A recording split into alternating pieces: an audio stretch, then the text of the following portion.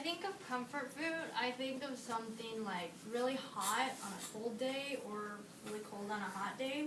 And I especially like dishes that can go both ways. So I'm going to do ramen noodles are the savory, sweet, salty, spicy, delicious meal or snack item.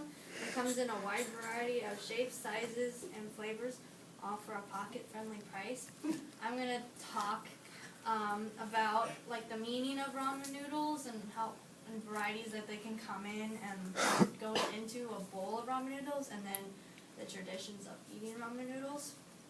So this is a picture of what we're used to in America, which is the instant kind. And instant was originally invented in 1958, but it started out with actually a Chinese dish, which we think of it being Japanese. But this is what an actual bowl of ramen looks like in Asian countries. It's very traditional. They started serving ramen in the 1900s all over Asia. Ramen means hand-pulled noodle in Japanese. Then you got ramen at these different shops called ramen shops, obviously. This is what one looks like back then. It was very, very small and compact, and you sat at like a bar, and they just gave you your noodles, and you just ate it, and it was really small. But now we're getting more techy and whatnot, and so that's what a modern-day ramen shop looks like. Now, like I said before, ramen means hand-pulled noodles, and so they literally just kind of like beat the dough on a wood board, and then they stretch it out with their hands. And I've actually seen someone do it before, and it's really cool because they just kind of keep stretching, and then they twist it like they show here, and then they come out like this. They're made from 4 ingredients: wheat, flour, salt, water, and then alkaline mineral water, which I'm not really sure what that does. It rarely has egg in it unless you get like the yakisoba version, which is another type of instant ramen. They come like this, which is kind of like what we think of fettuccine, kind of. Or they come thicker, thinner, or straight. Now, on top, like you saw before, is you get toppings, but what is the base of the soup is the broth. So the first broth is called shio, which is this kind of palish, clear, yellow type of broth, and it's served with only the straight noodles. It's very specific, and shio means salt, so it's very salty, and it's what we're used to in America. The second one is called tonkatsu, which means pork bone, and you can kind of see that the color is really cloudy, and it's because you boil the bones in water for a really long time, so you get all the vitamins from the bones and collagen, which makes your skin nicer and whatnot. And it's only served with the thinner, straighter noodles. The next one's called shoyu, which means soy sauce, and we also have this one. It's more like the beef-flavored ramen noodles that we're used to. And it's a clear brown broth, and the noodles are curlier. You can kind of see that. Now the last kind is miso, which is fermented bean paste, and it's one of my favorites because it's very sweet, and it's only with the curly, chewy noodles. They're more doughy, kind of, I guess. Then,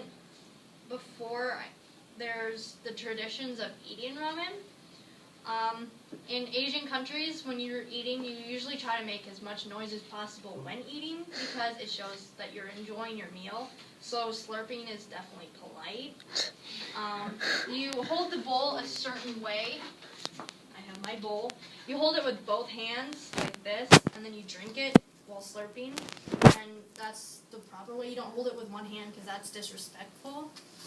Then, like when you're eating the noodles, you don't cut the noodles. You don't bite off part of the noodles because it's respectful or something. And it means longevity and long life. So longer the noodle, longer you live, I guess. Then on top is the ingredients, and there's a whole list of ingredients, and these are just a couple. There's pork of all kinds, like sometimes there's bacon or grilled pieces of pork or whatnot. Seaweed, which is my favorite, Asian part of me speaking. It's just dried seaweed laver. It's just salted and dried, and it's just sprinkled on top. And when it goes in, it soaks up all the broth, and so it just tastes much better. There's green onions or scallions that we're used to. Corn was only served in certain parts of Japan, and in Korean ramen you rarely see corn.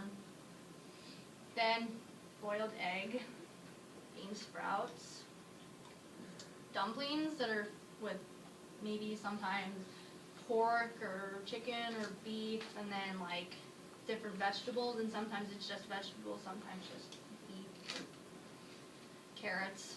And this is a cultural one. It's kimchi, which is one that I have.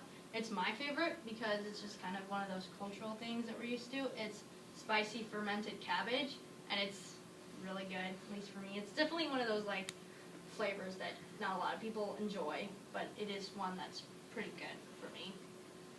So this is one of the types of ramens. There's different cultural differences, like the four that I showed you, the broths, they're definitely more Japanese, where in China they put their own spin on it. They usually use more dumpling-like and bigger noodles, where in Korea we like it spicier. I have no idea why, but this is one of the kind I brought. It's called a shin bowl, and it's really, really spicy. You can kind of see the jalapenos. I don't have all the toppings, but that's the package, and you can just tell it's like really spicy. And then in 1994 in Japan, they opened up a ramen museum where they have ramen vending machines on like in the elevators and stuff. It's really weird, but they have like a timeline of all the different types of ramen that were invented, and like there's like tons of rooms just filled with ramen. And of course they got ramen shops all over the place, so that's really cool.